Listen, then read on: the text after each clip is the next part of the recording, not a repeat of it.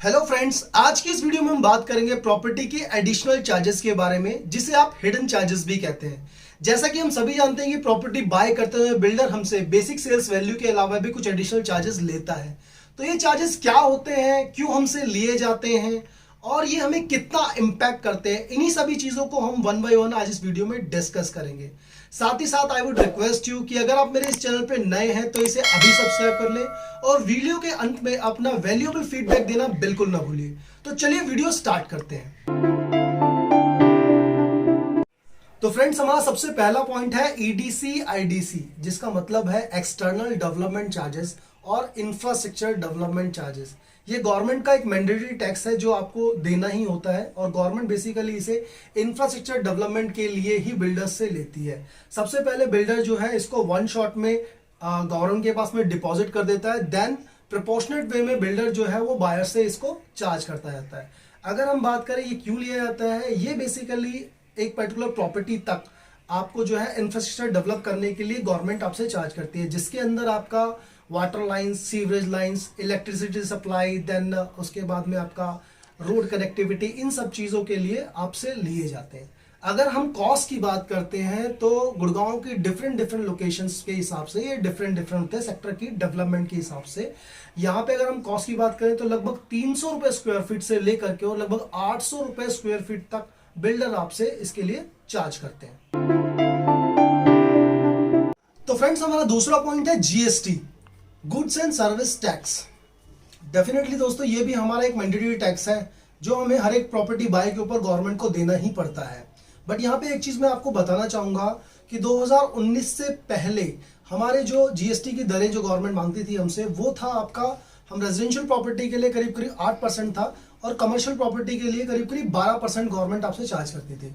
But 2019 मार्च में अगर हम बात करें, गवर्नमेंट ने एक अमेंडमेंट के बाद में इन चीजों को चेंज कर दिया और जो जीएसटी की जो रेट्स थे वो उन्होंने डिक्रीज कर दिए। अगर हम बात करें आज के सिनेरियो के हिसाब से तो 45 लाख रुपए से नीचे की प्रॉपर्टी पे आपको 1% टैक्स देना पड़ता है, 1% जीएसटी, और 45 लाख रुपए से ऊपर की प्रॉपर्टी पे आपको 5% जीएसटी देना पड़ता है। लेकिन यहाँ पे एक चीज देखने में आई कि जो प्रॉपर्टी एग्जिस्टिंग प्रॉपर्टी, जैसा कि हम सभी जानते हैं कि जो ईडीसी आईडीसी होता है वो गवर्नमेंट को, जो बिल्डर्स होते हैं वो प्रायोरिटी बेसिस पे पहले ही सबमिट कर देते हैं। तो उनके पास में ये एक प्रॉब्लम देखने में आई कि अब हम कौन सा जीएसटी जाएंगे, बिकॉज हम तो ऑलरेडी पे कर चुके हैं। तो यहाँ गवर्नमेंट ने उनको एक ऑप्शन दे दिया कि अगर आप पुराना जीएसटी लेते हैं, लेट्स से आप 12% और 8% के हिसाब से अगर आप जीएसटी लेंगे तो आपको बायर्स को 3% का ITC, input tax credit, pass on करना पड़ेगा, बायर्स आपसे वो मांगेंगे, ठीक है। और अगर आप इसी चीज को नए जीएसटी रेट्स के अकॉर्डिंग लेते तो आपको बायर्स को ये पास ऑन करने की रिक्वायरमेंट नहीं होगी। तो आज की डेट में अगर कोई भी बायर आपसे 8% या 12% के हिसाब से आपको अगर टैक्स चार्ज कर रहा है तो डेफिनेटली आप उससे आईटीसी की डिमांड कर सकते हैं। हमारा थर्ड पॉइंट आता है पीएलसी का, प्रेफर्ड लोकेशन चार्जेस। जैसा कि आपने देखा होगा बिल्डर आपसे कई तरह की पीएलसी चार्ज करता है, जिसमें अगर हम मेनली बात करें तो 3 तरह की पीएलसी होती हैं। जिसमें फर्स्ट आता है आपका व्यू पीएलसी, जिसके अंदर आपकी जो पीएलसी आती हैं उसमें आपका जैसे पार्क फेसिंग पीएलसी होगी, स्विमिंग पूल फेसिंग पीएलसी होगी, कॉर्नर फेसिंग पीएलसी होगी, रोड फेसिंग पीएलसी होगी, ये होती है व्यू पीएलसी आपकी। उसके बाद में सेकंड एक पीएलसी आती है जिसमें हम बोलते हैं फ्लोर पीएलसी।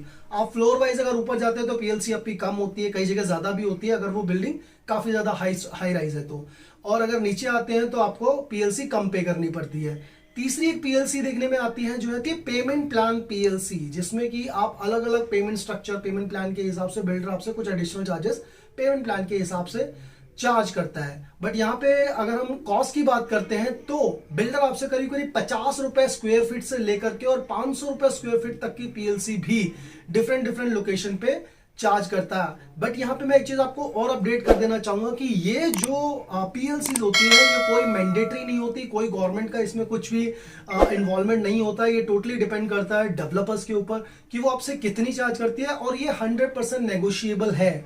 अगर आप चाहें तो बिल्डर से इसके ऊपर अच्छी तरीके से नेगोशिएट कर सकते हैं।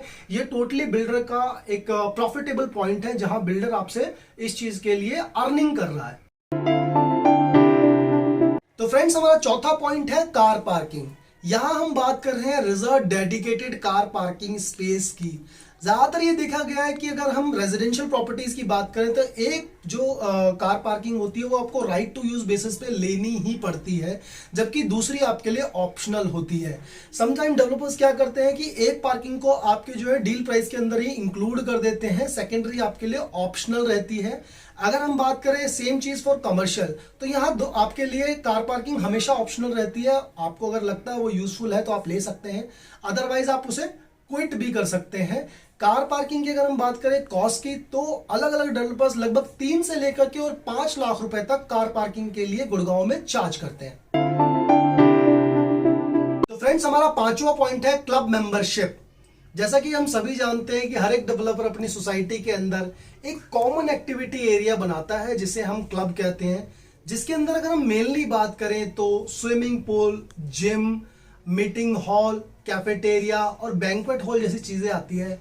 साथ साथ यहाँ पे बच्चों के लिए कुछ प्लेइंग एक्टिविटी जैसे स्क्वैश हो गया, आपका एरोबिक्स हो गया, कार्ड रूम हो गया, इस तरह की चीजें भी बनाई जाती है। अगर हम कॉस्ट की बात करते हैं तो यहाँ पे डेवलपर आपसे करीब 50,000 रुपए से लेकर के और 2 लाख रुपए तक की फीस चार्ज करते हैं।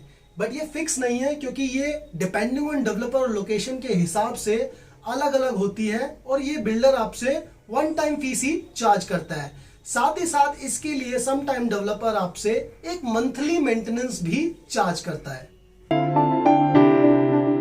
छठा पॉइंट आता है IFMS। इसे बोलते हैं हम इंटरेस्ट फ्री मेंटेनेंस सिक्योरिटी। जैसा कि नाम से आपको पता चलता है, ये एक सिक्योरिटी डिपॉजिट होता है जिसे आप प्रॉपर्टी बेचते समय जब आप किसी थर्ड पार्टी को देते हैं तो वो आपके बिहाफ पे सिक्योरिटी डिपॉजिट ऐड कर देता है और आपका सिक्योरिटी डिपॉजिट बिल्डर आपको रिफंड कर देता है। ये भी आपका वन टाइम चार्जेस होते हैं जो मेनली आपको बिल्डर को पोजीशन पे देने पड़ते हैं। बेसिकली इस फंड का यूज जो है सोसाइटी की कंस्ट्रक्शन के पर्पज से किया जाता है। जैसे कि अगर सोसाइटी के अंदर कोई नई चीज आपको बनानी है या सोसाइटी का एक बड़े हिसाब से आपको जो है रिनोवेशन करना है, उस चीज के लिए आपको ये देने पड़ते हैं। सोसाइटी का ये जो कॉमन फंड है, इसके लिए अगर हम बात करते हैं कॉस्टिंग की, तो अप्रोक्सीमेटली आपको 100 रुपए स्क्वायर फीट से लेकर के और 200 रुपए स्क्वायर फीट तक बिल्डर आपको चार्ज करता है। हमारा 7वां पॉइंट आता है इसके अंदर FFC यानी कि फायर फाइटिंग चार्जेस। जैसा कि हम सभी जानते हैं गवर्नमेंट रिकॉर्ड्स के अकॉर्डिंग भी आपको जो है फायर फाइटिंग के जो इक्विपमेंट्स हैं अपनी बिल्डिंग्स में लगाना मैंडेटरी होता है। बट कुछ डेवलपर्स आपसे इसके लिए भी एडिशनली फंड जो है वो चार्ज करते हैं। अगर हम बात करें कॉस्टिंग की, तो आपको इसके लिए अप्रोक्सीमेटली 30,000 रुपए से लेकर के और 75,000 रुपए तक बिल्डर जो है चार्ज करता है। फ्रेंड्स, हमारा 8वां पॉइंट आता है पावर बैकअप। जैसा कि हम सभी जानते हैं कि पावर बैकअप हर सोसाइटी के अंदर, हर लग्जरी सोसाइटी के अंदर एक इंपॉर्टेंट फैक्टर होता है। जब कभी आपकी इलेक्ट्रिसिटी सप्लाई बंद हो जाती है उस समय आपको इसकी यूजेस पता चलती है।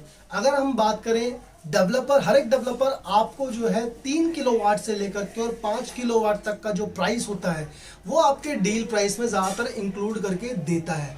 But as per your consumption आप इसको बढ़ा भी सकते हैं। अगर हम बात करें इन टर्म्स ऑफ कॉस्ट की, तो बिल्डर करीब करीब आपको 10,000 रुपए से लेकर के और 25,000 रुपए पर किलोवाट तक भी बिल्डर जो है चार्ज करते हैं।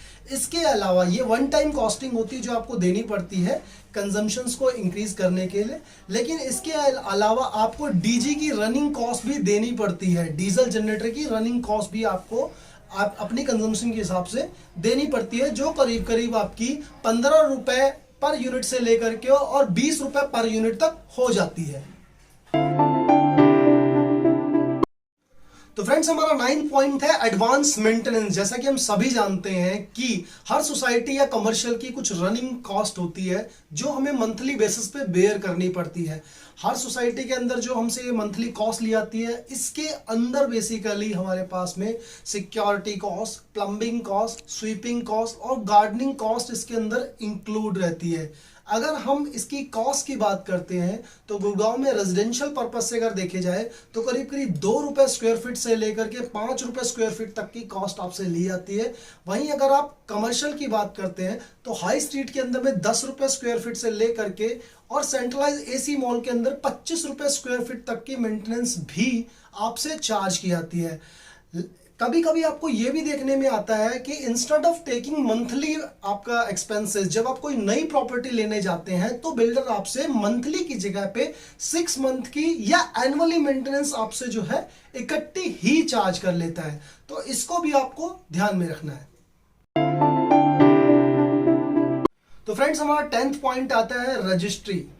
बिल्डर से प्रॉपर्टी बाय करने के बाद भी प्रॉपर्टी को अपने नाम पे ट्रांसफर कराने के लिए आपको गवर्नमेंट को कुछ एडिशनल चार्जेस प्रोवाइड कराने पड़ते हैं, जिसे हम रजिस्ट्री कहते हैं। अगर हम बात करते हैं कॉस्ट की, तो गुड़गांव में ज्यादातर लोकेलिटीज पे सिमिलर प्राइसेस देखने को मिलते हैं। अभी अगर करंट सिनेरियो की बात की जाए तो गुड़गांव में 5, 6 और 7% के आपको चार्जेस देखने को मिलेंगे, जिसमें से 5% जो है वो फीमेल पर्सन के लिए, 6% कोलैबोरेशन के लिए और 7% मेल पर्सन के लिए देखने को मिलता है। साथ ही से अगर हम बात करें, ये जो चार्जेस होते हैं ये कमर्शियल और रेजिडेंशियल दोनों ही प्रॉपर्टीज के लिए सिमिलर होते हैं। तो फ्रेंड्स, हमारा लास्ट पॉइंट है स्टैंप ड्यूटी, जिसे आप स्टैंप पेपर या नोटरी के नाम से भी जानते हैं।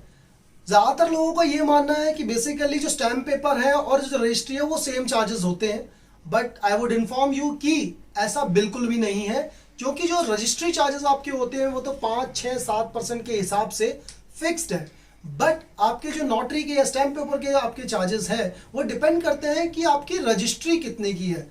फॉर एन एग्जाम्पल, अगर आपकी रजिस्ट्री 1 लाख रुपए की है तो स्टैंप पेपर्स के लिए आपको अलग से 7 से 8 हजार रुपए पे करने पड़ेंगे। दैट मीन्स कि ये 7 to 8% एडिशनली आपको चार्ज करते हैं। Friends, after all this discussion I would request you कि फर्स्ट आप इन सभी पॉइंट्स को कहीं नोट डाउन कर लें, और सेकंड कि जब भी आप कभी कोई नेक्स्ट डील फाइनलाइज करना चाहते हैं तो डील फाइनल करने से पहले आप बिल्डर से जरूर डिस्कस कर लें कि इन हिडन चार्जेस में से क्या क्या आपकी डील में इंक्लूडेड है, क्या क्या एक्सक्लूडेड है, और जो चीजें एक्सक्लूडेड है उसके लिए इन फ्यूचर आपको क्या कॉस्ट पे करनी पड़ेगी, सो दैट कि इन फ्यूचर आपके जो एक ऑलरेडी सेट बजट है उस पर कोई इम्पैक्ट ना आए। साथ ही साथ अगर आप मेरे इस चैनल पे नए हैं तो इसे सब्सक्राइब करना बिल्कुल ना भूलें। कमेंट सेक्शन में जरूर बताएं कि आपको मेरी वीडियो कैसी लगी। मैं मिलूंगा आपको नेक्स्ट वीडियो में एक नए टॉपिक के साथ। तब तक के लिए thanks for watching me and keep support.